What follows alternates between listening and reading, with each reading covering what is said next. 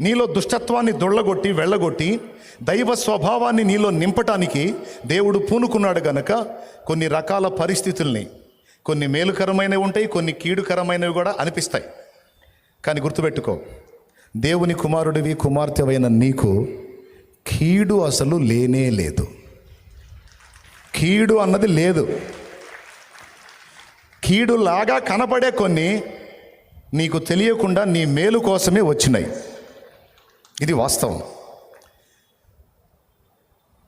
కీడులాగా కనపడే కొన్ని నీకు తెలియకుండా నీకు మేలుకే మారతాయి. తర్వాత నీకు అర్థమైంది, ఆ రోజు నాకు ఆ పరిస్థితి రాకపోతే వామ్మో నేను ఇలా ఉండేవాడిని కాదు అని నీకే అర్థమైద్ది. దేవునికి మహిమ కలుగునుగాక. కొన్ని రకాల పరిస్థితులను దేవుడు నీ జీవితంలోనికి అనుమతించి, అవి కొన్ని ఇబ్బందికరమైనవి, కొన్ని ఆనందకరమైనవి, రెండిటిని రప్పించి నిన్ను ఆయన స్వభావంలోనికి రూపాంతరపరుచుకుంటున్నాడు నా యేసయ్యా. ఒకప్పుడున్న పెడద్రం ఇప్పుడు లేదు నీ దగ్గర. ఒకప్పుడున్న నడమంత్రం లేదు ఇప్పుడు నీ దగ్గర. ఒకప్పుడున్న మిడిమేళం లేదు ఇప్పుడు నీ దగ్గర. చాలా విరిగిపోయావు. ఒకప్పుడు పెళపెళలాడే మనిషివి ఇప్పుడు దేవునికే స్తోత్రం అనే డైలాగులు వచ్చినాయి. నీకే తెలుసా సంగతి ఎలాగ మారావో. దేవునికి స్తోత్రం. ఎటుపోయిందా నడమంత్రం, ఎటుపోయిందా మిడిమేళం, ఎటుపోయిందా పెడద్రం, విరిగిపోయింది. ఎవరు ఎరగొట్టారు? ఎప్పుడు మొదలుపెట్టాడు పని?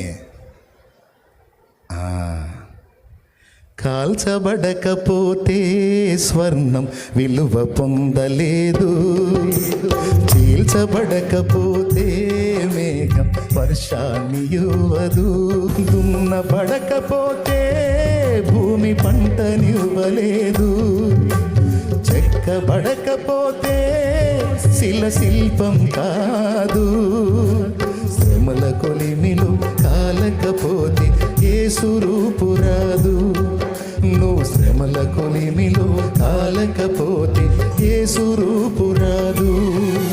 అష్టవంకర్లు ఉన్నాయిగా మన దగ్గర. మన బతుకంత వంకర టెంకర బతుకుగా దేవదూతలకి మనల్ని చూపించి, అది వాళ్ళని చూడండి, వాళ్ళు నా పక్కన కూర్చుంటారు, వాళ్ళని నేను ఎలా తీర్చిదిద్దుతానో మీరు చూడండి. కానీ ఈ మాట చెప్పినోడు ఎవరు? సైన్యములకు అధిపతి యెహోవా, యూదా గోత్రపు సింహం. పనికి పూనుకుంది ఎవరు? ఆయన. మరి ఆయన పనికి పూనుకుంటే పని ఒక దారి అయ్యిద్దా, మధ్యలో ఆగిద్దా? ఆ దారి అయ్యిద్ది అన్నవాళ్ళు ఎంతమంది ఒప్పుకుంటారో చేతులు ఎత్తండి. అందుకన్నాడు యాకోబుతో, ఆ మాట నీతో కూడా అంటున్నాడు, నేను నీతో చెప్పినది నెరవేర్చు వరకు నీ చెయ్యిని విడవను. నేను నీతో చెప్పినది నెరవేర్చు వరకు నిన్ను విడవను, నిన్ను ఎడబాయను. ఏది అనుకున్నానో అది నీలో జరిగిస్తాను.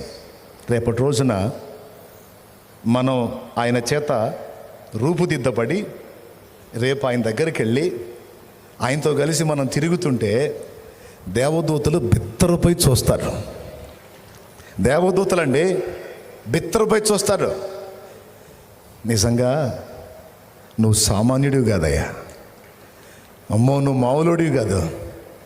ఈ పిచ్చోళ్ళని, ఈ వంకర టెంకరోళ్ళని ఎంత బాగా మార్చి నీ స్వభావాన్ని ఆళ్ళలో నింపేసి నీ పక్కన తిప్పుకుంటున్నావుగా, నీ పక్కన నిలబెట్టుకున్నావుగా.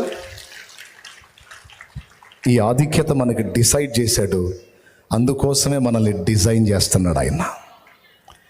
ఈ ఆధిక్యత మనకి డిసైడ్ చేశాడు, అందుకోసమే మనల్ని డిజైన్ చేస్తున్నాడు ఆయన.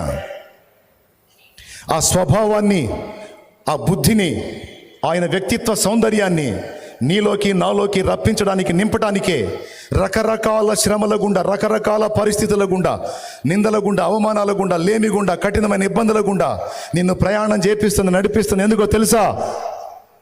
నిన్ను అలా ఆయన వలె మార్చడానికి. ఇప్పుడు చెప్పండి, దేవుడి చిత్తం వచ్చినట్టు నన్ను చేసుకోవచ్చు అంటావా? లేకపోతే కాదు నా ఇష్టం వచ్చినట్టు దేవుడు చేయాలంటావా? ఎంతమంది అప్పచెప్తారండి? తన చిత్తమే నాలో జరగాలి. మనసారా కోరుకుంటున్నారా? మరి ఒక్కోసారి ఎదురు దెబ్బలు తగిలినప్పుడు ఇలా ఎందుకు చేసావని ప్రశ్న ఎందుకు వేస్తున్నావు? ఇలా ఎందుకు చేసావని అడ్డ ప్రశ్నలు ఎందుకు అడుగుతున్నావు? అడగొద్దు. ఒకటే అనాలి, నువ్వు ఎందుకు చేసావో ఇప్పుడు నాకు అర్థం కాదు, కానీ భవిష్యత్తులో అయితే నాకు అర్థమయ్యేటట్టు నువ్వు చేయగలవు.